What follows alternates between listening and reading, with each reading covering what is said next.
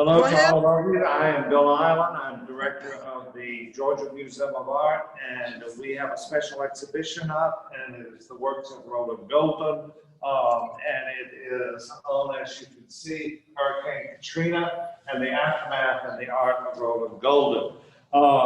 It's important for us right now just simply because we're being threatened at this moment with another hurricane in a whole litany of hurricanes this year. And Delta being the latest one, which is due to hit the coast probably around Friday of this week. We are filming this on the Wednesday before that event. Our special guest today is the widow of Rolland Golden, who is Stella Golden. And Stella is going to tell us something a little bit at the beginning about maybe the genesis of these pictures, as well as having lived through Katrina 15 years ago. So Stella, glad to have you via Zoom here at the Georgia Museum of Art. Look forward to seeing you in person, but until then, we'll proceed in this way. So tell us something about your experiences before we begin talking about the art. Okay, good morning, Bill. Good morning. When Hurricane Katrina was in the middle of the Gulf spinning around, Rolland and I started making preparations at our home, boarding up, closing shutters, getting provisions. We had decided we were going to stay because of protecting his paintings. And Lucille, our youngest daughter, and his brother Neil, they drove from New Orleans across the bridge to come to us on the North Shore because they wanted to avoid not be involved in any kind of flooding in New Orleans. We're on high ground here. Folsom is 15 miles on the North Shore, and we've had hurricanes come, of course, but not any flooding. So we waited for the hurricane. As it came closer, we could see it on TV, and then we lost electricity. And that meant no air conditioner, the well couldn't run. And we stood huddled in the center hall, which was in the middle of the house. And we could hear the freight train sounds coming over us. And we knew those were tornadoes. We were familiar with that from before. And then we could hear the big thumping of the trees falling. We had hundreds of pine trees all around us with our neighbors too. So it finally passed through, and Rolland's studio was at the attic part of the Cajun house, and he and Lucille went upstairs to check because we had heard some water dripping down in our bedroom, and his studio was right above. Well, I went up there, no problems. There weren't any kind of damage, not a leak, nothing. So then we went outside. We could only get out through one door. The other ones were blocked by trees, and our 3 cars were also under trees. Luckily, we had a fourth one out at my neighbor's house that we could use to escape, but we couldn't escape for a good while. Now, Lucille and Rolland took photographs of the damage all around our house. And is she going to show those? No, Mama, I emailed them. Oh, okay. But so she emailed them. She emailed them to you all, and so we stayed for 5 days in our house without air conditioning. The generator went out, and so we couldn't even use the fans. Nothing. Well, finally, our neighbors were cutting through all the trees from our drive and also going out to the interstate. So that's how we were able to get away. And it was, of course, it was very frightening, but we're so much more luckier than so many other people who lost their lives or had big damage to their home, flooding. So and now we're waiting. And now we're waiting. A lot of people don't realize just how much it was a time of suffering for the people of New Orleans and the people of Louisiana. It was really a time of suffering, and that time is captured in Rolland's art, which we're going to talk about shortly.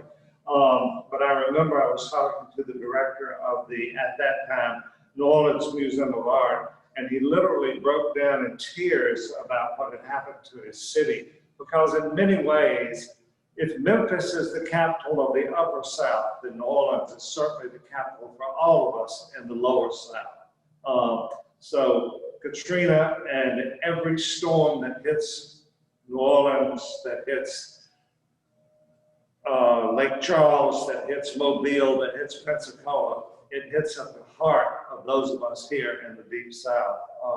So let's start talking about, if you don't mind, about the art itself, because I'd like to get your reactions to what I see in these pictures. We're going to start with these two. These two begin our exhibition. And the one on the left, it's hard, maybe hard for our audiences to see, it says RIP on this stone monument. So obviously what we're looking at is a cemetery. And behind the cemetery, we are seeing houses that have been damaged. This is, as far as technique is concerned, I would like our audience to notice the use of the diagonal, but also this grade in which this lily or this morning glory is sitting. And it adds to the real volumetric presence of this image. Both of these are examples, I think, of what Rolland himself said, and that was that there was a surrealist touch to his work, but it's beyond that. He was called a magic realist. And I think both of these paintings, in some ways, show why he would have been described as a magic realist. Because even in the construction of the paintings themselves, there is a certain theatricality, and particularly one that is apt in depicting what happened to New Orleans with Katrina and in the aftermath of Katrina. And you can see it in the composition, particularly of this painting, and the diagonals, but also in those parts of the cemeteries which are above ground, of course, in New Orleans. And you get that impression here with the rather straight edges and the attempt to give real sort of volume to this picture. The cross, of course, is above the morning glory, and we talked about that. Stella, you want to fill us in on the morning glory and it being there? It's part of maybe the surrealism of the image, but it also has a practical application, which you told me about earlier. I know the blossom looks like a morning glory. Actually, it's an angel trumpet, and it's very appropriate for the subject matter there. Rolland asked me, and we were Natchez when he was working on this series. We moved there after Katrina, and he asked if I had a yellow flower. And I said, yes. I said, in our front yard, we have this beautiful bush. They were all, full of blossoms. And he went out and he got the angel's trumpet. That's what it is. And he then used it in his painting, and it's very appropriate for the title because you're in a cemetery, knowing that people's lives have gone into another world, and you have the cross with hopes that they will, be in heaven. And that's how this painting became a reality. Well, actually, I looked up after our discussion the symbolism of the angel's trumpet, and it is exactly as it sounds like. It is a trumpet. It depicts a resounding noise, perhaps for those who are deceased, announcing perhaps their passing over, if you will, if that makes sense. But there weren't specific characteristics of the angel's trumpet that held any more symbolism than its very name does.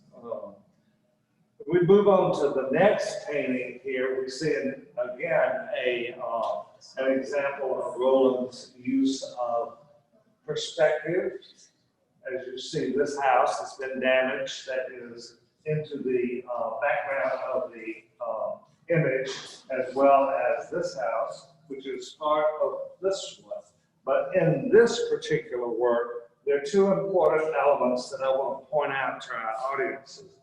First of all, this tree, which appears to be dead, has as part of it, of its, I don't know, of a symbol of perhaps hope of these red berries. Matched, however, with the red that we see here in this building. And I thought that I don't know that people know it, and so I thought I would read to them the meaning of this symbol right here on the house. Most people don't know that, Stella, and I'll get you to explain it a little bit more. But let me read to our audiences what that symbol means for those of us who perhaps do not know. The shorthand printed to the left identified the rescue squad. That at the top of the X delineated the time and date the team arrived. Moving clockwise, the next summarized the hazards and horrors found within. Then in that last quadrant at the bottom of the X, rescue workers listed the number of people found inside. Some were alive and some were dead. These were the immediate documents created right after the storm. These X codes created a narrative. They told the tale. And they really do. They tell the tale because so many of the residences in the city of New Orleans had these signs because the rescuers, the EMT, the first responders had to go through and try to find who was still alive. So Stella, what was your experience with that as a symbol and as a symbol that meant something for Rolland? You're right about the symbol because these houses would check one at a time to see if there were any dead bodies. And this continued for a good while because they couldn't get to all of the houses. And it does show that it had been checked out. Then this scene actually is from the 7th Ward, which was damaged as well. The 9th Ward was the worst, and you will see those later on as we go through the exhibition. Well, that's true. We will. We're going to see it shortly. What I wanted to point out here is, again, those surrealistic elements in which you have the almost dead tree in front of this house, which is forming the sort of framework for the house. And it's sort of symbolic of not only the city and what had happened to the city, but of this particular section of the city, which is, as you say, the 7th Ward. So we'll move on down the hall and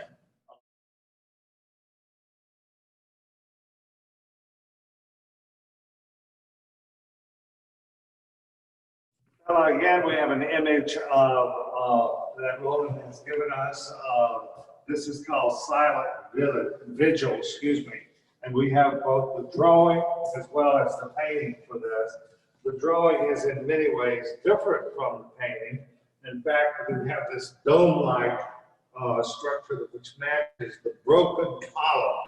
And broken columns have traditionally meant death or destruction in the history of art. But here we have this figure from a cemetery, and he has moved the figure into this larger image of the cemetery, which is, quite frankly, cubist in origin. Of course, as we said before, cemeteries are above the ground in New Orleans and throughout Louisiana. And here he is emphasizing the actual openings into them as if the graves have been washed away from these mausoleums, as if the bodies have been washed away. In the foreground, of course, is the cross, giving us an indication of the spirituality he is associating with this event, as well as with the image itself. In this image, of course, the houses do not seem to be damaged And in the distance, you can see the church, and you see further crosses in the distance as well. And you also see that the water seems to be receding here because we have this horizontal line across here where the water seems to be receding from having this higher mark on this tomb here. Rather than I interpret who this figure is, I'd rather you do so because you have much more concrete evidence of what Rolland meant with this figure in this cemetery. Well, this statue of the Blessed Virgin Mary was actually in the country. If you move to the side, you can see the color study he did. This move, Bill, if you can move to your right. Yes, there's the color study he first was working on when his idea was to put it in a rural scene out in the Delta. And he started the painting after that. It was upstairs in the studio, and he had blocked in the Virgin Mary, but he had not proceeded too much into the painting of the background.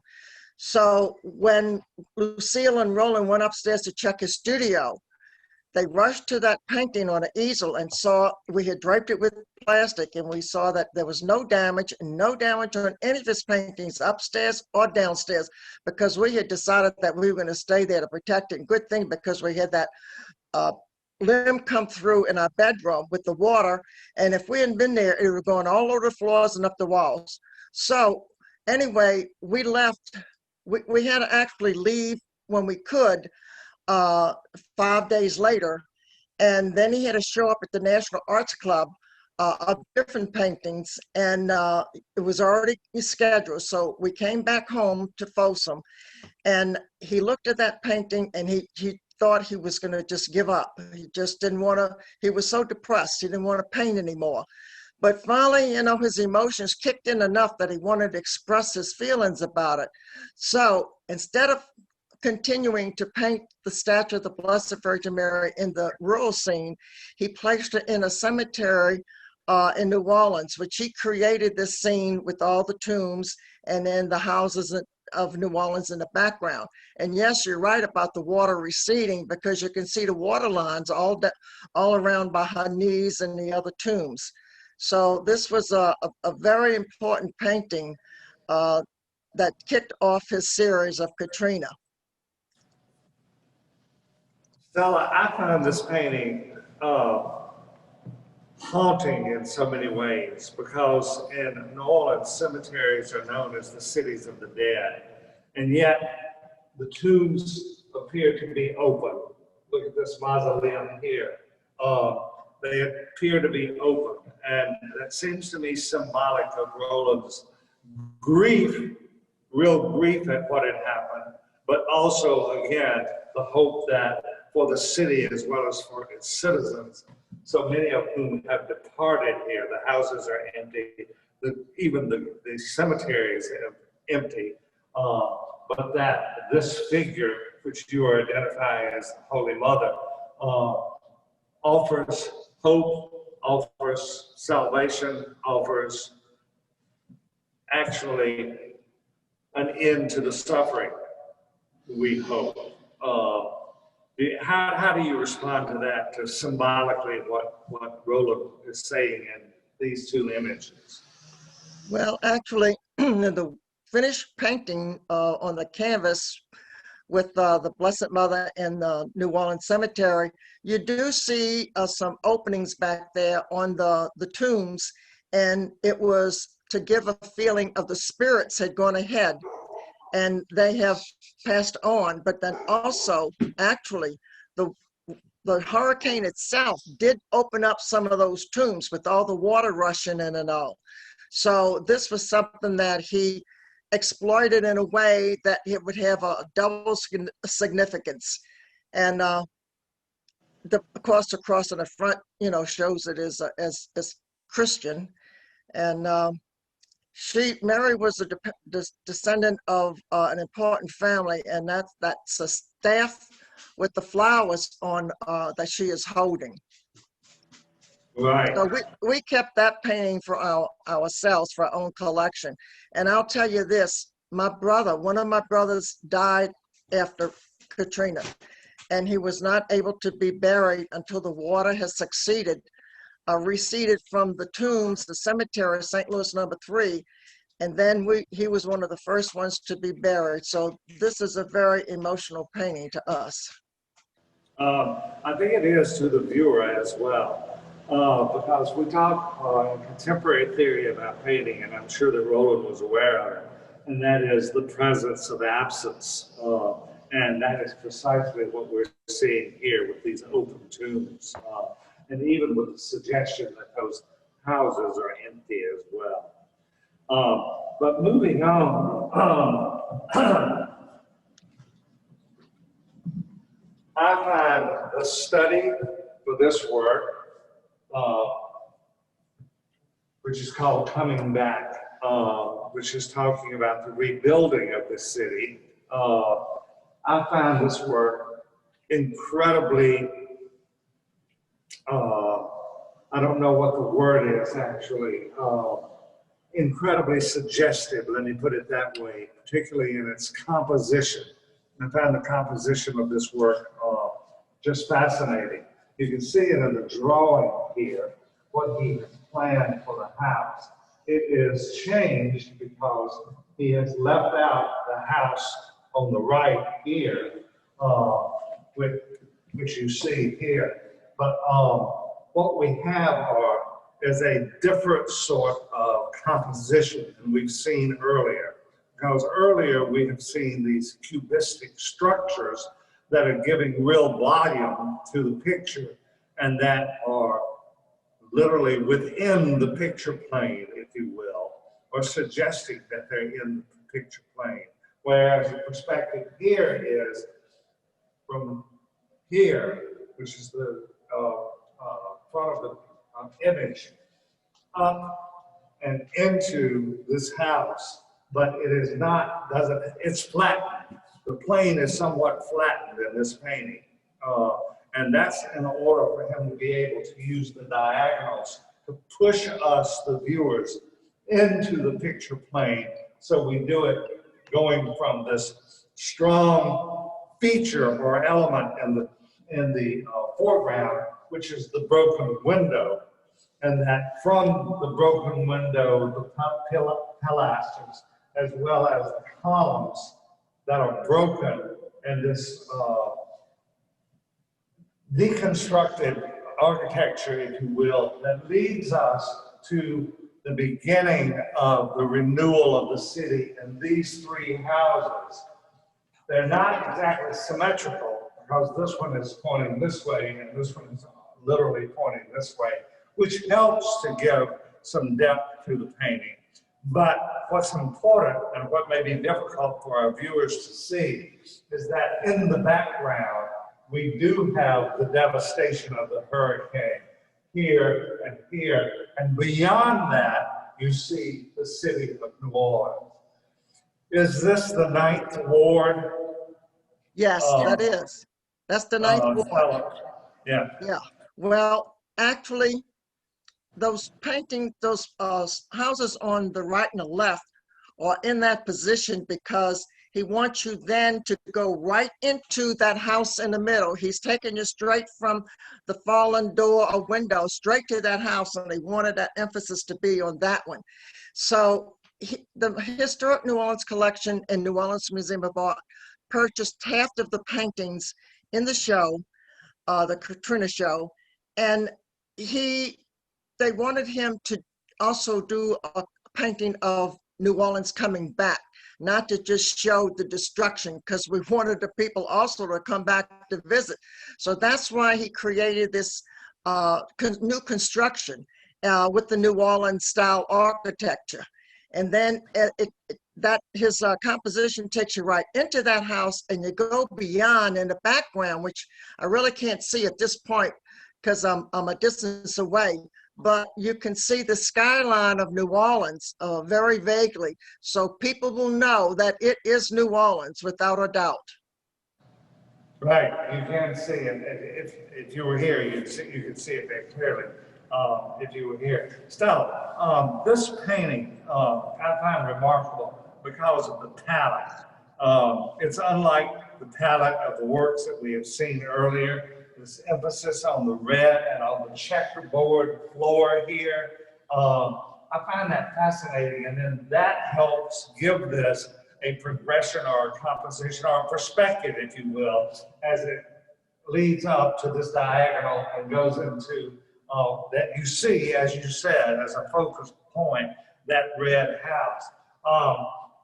Do you have any insight for us on his palette and if his palette changed? But this one is very different in how red it is. Even the house in the middle is red. And then the reflections here are tones and hues of red, the orange and the yellows. So do you have his palette changed just for this picture, or was he using a different palette at that time? I was thinking about the color red as you, before you even brought it up, because Rolland, that was his favorite color, red. Sometimes it could be beautiful in a sunset or a flower or such, but in this case, he stressed the red because red is a symbol of blood. And that's why you see it in broken stages like that, because of the lives of the people that had died. And also the post, which was just half painted because it was in the part of their life before they lived the full life. It was shortened because of the hurricane. One thing I want to also mention to you is in the pencil drawing on the left of it, there are a lot of notes. Now, this was to remind him of what he wanted to put into the painting. Not necessarily every time does he do it, but it's his thoughts as he's running through it. Many people, when they frame a drawing that has notes, they cover it all up, where I think it's a mistake because I think it's good to leave those notes so people will know further into his mind what his intentions were. So Well, he's done that. Right. He's done that a number of times on his color studies, on his pencil drawings. Yeah, no, Stella, I think you're absolutely right. And we're going to move right back to the drawing itself and see exactly what you're talking about. When I was talking about in the painting, that checkerboard, you can see it very clearly here that he meant for that checkerboard to be part of the composition that helps you move into the picture plane. And the notes here are fascinating because it's a little bit hard for me to read, but it begins by saying, thankfully, we have here constructed in the devastated parts of New Orleans, brand new, then at least with a more comparable design with those houses, traditional New Orleans in its day. And then it goes on from there. And it indicates his real thought about these paintings and what he wanted them to show.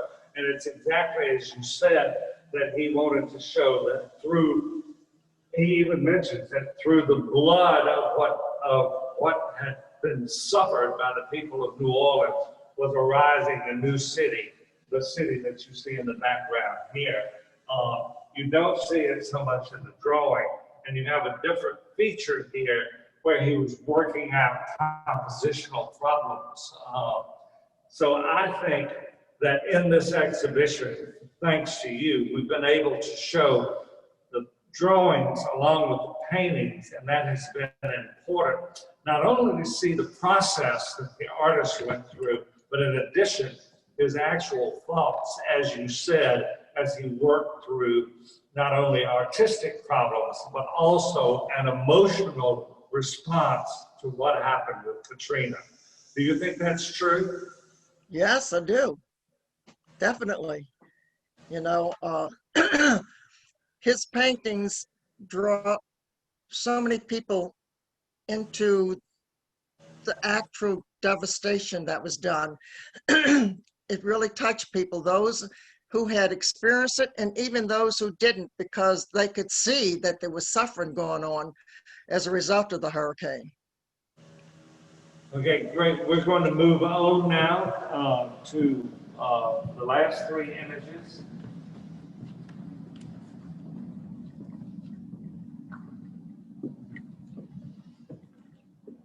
And these are some of the most poignant, I believe, and saddest of the images. We particularly put them together because we found that they told the human story. Here we have figures literally in the pictures rather than in the ones we just saw when there are no figures.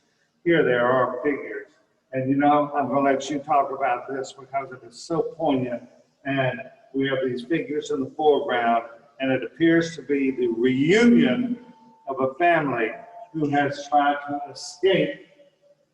And here's a figure who is trying to get help himself from the city. We see the city here. We see a helicopter here trying to locate people who need help, I presume. This man who needs help, and these who have actually climbed up on the ramp on Interstate 10. I'm sure that's supposed to be Interstate 10 or 610. But we identify it as New Orleans, and it's rather clever of Rolland to have done that with po' boys right here, which is interesting in many ways. It's not only a food, but it's also a description for boys, po' boys. And you can see the city through the railing of the interstate right here. And we have the shadows of people other people who are on that ramp and watching this reunion. So can you tell us anything else about the narrative? Because Rolland's pictures, even when they don't contain people, have a real narrative content, and particularly in these images of Katrina. This is this is the one that shows actually the figures of the people, as you were saying, that were on the overpasses. Excuse me. And families were separated. And imagine the joy when they saw that their family was safe. And here this child is suffering under the heat, under that umbrella. He's very pink. The baby is very pink. And right. And ironically, the man, the father on the right, holding the umbrella, really looks like a portrait of a man who works for us, who does a lot of reconstruction and stuff like that, and repairs in the house. And so this happens, I'm bringing this up because periodically in Rolland's paintings, he would actually put somebody, a friend or family, in the painting without even really being aware of it. And when he would finish it and I'd look at him, I said, you know who that is, huh? And he said, oh, I never realized that. He's done it with his brother, his grandmother, me, a number of people. So it's very personal in that respect too. Now, the composition is so great, the way the umbrella, the design of this yellow behind him like that, keeps you right into that group for you can feel this sympathy, you can feel their elation, you can feel their sorrow in a way, they broken down from joy. So that I'm glad to see there were many families up on those interstates. Actually, I was here in Folsom when Rolland was at our home in Natchez and finishing up the series. And an artist friend of ours that we knew was a young man asked to visit, and he did. He came with his wife and a little child, and he told us that what they were actually stranded like that on the interstate as well, with the heat, no water, no food for days. So, and people died on that interstate as well. Exactly, they did. And the helicopters took them off the rooftops to bring them there out of the flood waters, but then they didn't get any help. They Exactly. They should have had water and food and somehow created some sort of shade for these people. I mean, it was And like in the high 90s. As everybody knows, the heat in New Orleans is incredible, and it was that time of year. Definitely. New Orleans, my mother used to say, is the only city where you can see your breath. And Yeah. it's not winter. But you're right, and I had noticed it, and I'm so glad you pointed it out. That umbrella literally brings us into this scene. It brings the viewers into this scene, and we become part of this happiness, but also almost pathetic visage of this woman who is suffering both the pathos of the storm, but also of the joy of being with her family. We have another example called where two people are on the interstate, whether it's 10 or 510, I don't know. This painting to me shows, with simple means, the destructiveness of that storm and the inability of man to confront or to fight in front of nature's very forces, because even the street lights are bent. They're both here and here. They're bent and they are not useful for illuminating what is happening in the scene. And what we have here, we have the detritus of the storm in the water. We have lines of people who are on the interstate, and we have this couple who are attempting to get to the interstate. Is that accurate with what he was trying to convey, Stella?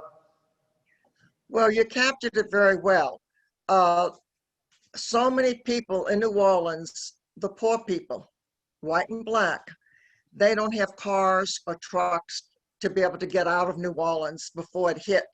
So they're stranded and they had to walk through water to get on higher ground.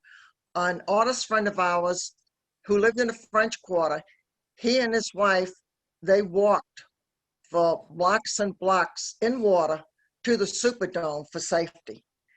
And I know other people who had to go to the Superdome the same way. So this was closer to them than the Superdome would have been. But if you look at the color of on the horizon line and all, that has like a dingy look, almost like this, where you feel a destruction that's in the atmosphere.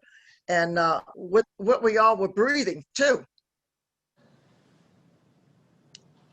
Yes, you're right. Even the palette gives you that suggestion. It's almost as if it's sundown to the city. That may be a little bit too poetic an interpretation of this picture, but I find it remarkable that he is not showing their faces. He doesn't show these figures' faces at all. I should point this, wait, Bill, I should point this out, that we couldn't even see TV to show the destruction in New Orleans until days later when we got to Jackson, and we saw on TV all the destruction and such like that. But our son in Seattle, who couldn't reach us down here, no cell phones, no landlines, nothing, he filmed, he made a video, he captured it all in these discs and such that he could send to Rolland for Rolland to see what actually went on that we missed. That's where Rolland got the subject matter, much of the subject matter that he used in the paintings, but he didn't always just try to capture the photograph itself. He made that only as an emphasis to bring you to the actual scene. And then he took his artistic abilities and he proceeded at that point. Make it more, interesting and creative in a way.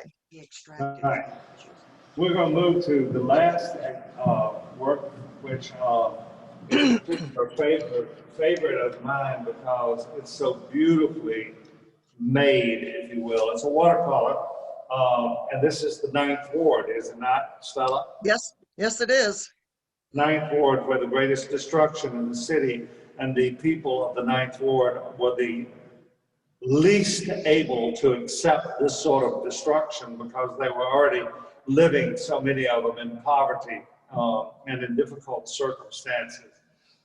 And I am particularly fascinated by the way in which Rolland has created this watercolor. And watercolor, as I was talking to our curator of education earlier, is such an unforgiving medium. And here, Roland has used that palette. It doesn't even look like a watercolor to me. It looks like an oil painting, but it is a watercolor. But just look at what he has done. We have all the diagonals and the orthogonals of this painting, all leading into the distance. And this row of houses, if this is a street, but that we're standing here, and as we stand here, we're able to see the destruction into the distance. That gives an idea of the almost infinity of the destruction in the city of New Orleans. And the grass that's showing through the water with the reflection of that dead tree in the water, it's all symbolic, but it's also gives a surrealistic feeling because there's no one there. There's nothing there except these houses where people actually live, and they have been destroyed. It's as if the inhabitants themselves have gone away and left this destroyed city. And in particular, this house, I think everyone notices, everybody who comes to the museum with whom I've spoken, have noticed in particular that sort of symbol of despair, if you will, of death, destruction, despair, if you will, with this house on top of another. I think this is fascinating work and would love to hear what you have to say about it, about its genesis. One thing I know about Roland's work, he does things subtly for the composition. If he had not put that tree, that dead tree, in the middle of that painting to take you up, you would have felt suppressed all the way down.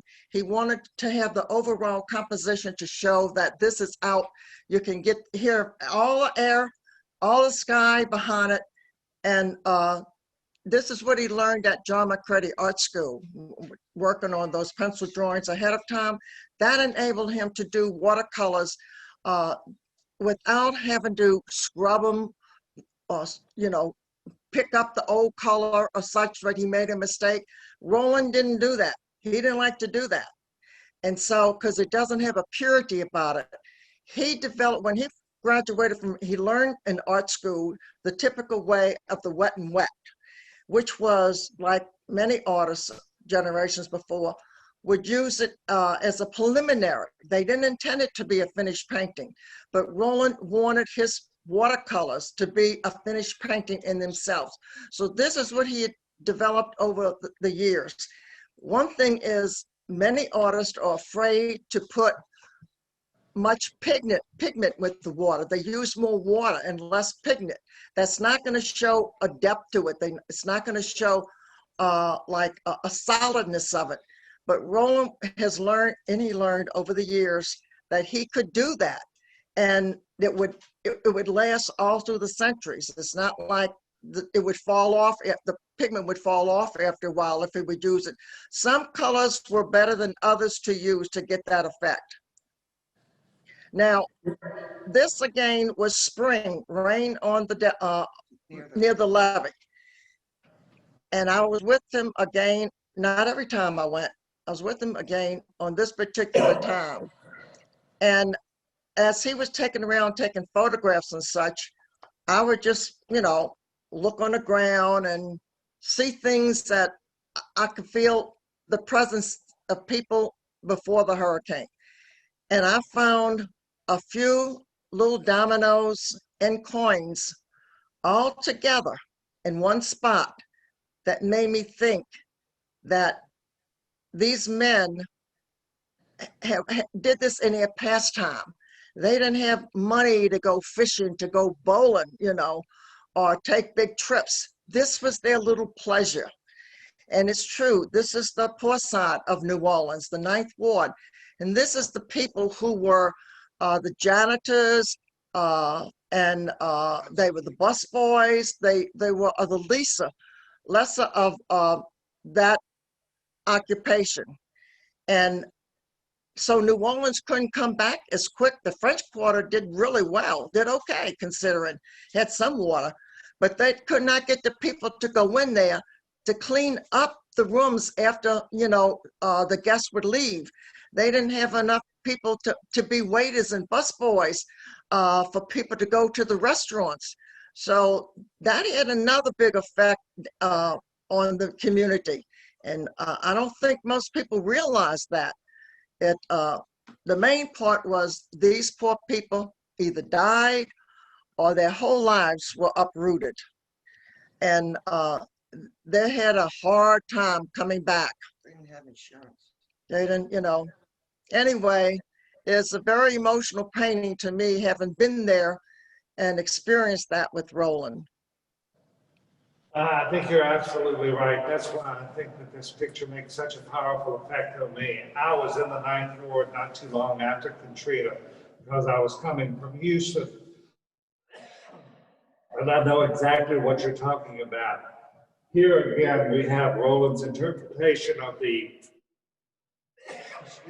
presence of absence, if you will. And I do see elements of John McCready in this picture. We have his work in our collection as well. And the minute I saw it, I saw sort of the influence of John McCready here. Although this is distinctly, absolutely and distinctly Rolland Golden's composition and his interpretation of that notion of the presence of absence. And that is sort of the essence of a lot of these works that we're seeing, and of Katrina and its devastating impact on the city of New Orleans. Stella, I'm so glad that you were with us today because we can talk about the formal qualities of art, about composition, about talent, about all sorts of things, but it is not often with such a narrative painting that we have someone who has personal experience, not only of the artist, but also of his thoughts, such as you do, as well as the anecdotes that you have about these works. So we really appreciate you being with us today. And I understand that you and your daughter have sent us images, which we will be showing at the end of this video. And we'll be showing those images as well, and that is of damage, specific damage to your house, right? Yes, yes, this photograph she and Rolland had taken On the property. after, after the storm had passed there on our property to show what all the trees, the devastation here. But, other than that tree limb coming down into the roof and that rainwater that we were able to capture, we were so fortunate. I mean, we risked our lives to stay here through category number 5. And Wow. anyway, but we are so much more fortunate than so many people in New Orleans. It's remarkable. Well, I'm glad he was able to complete this series because it's something he had to get out of his system. But he would work at night. He would be looking at the videos our son had sent, and he would develop the drawings at night. And then during the day, he would paint. And so this totally consumed him for 2 years. And it was so depressing. He says, I got to get out of this. And he didn't want to just keep painting Katrina. We never knew it was going to be a successful show as a way of sales, but it did. So many people couldn't understand it.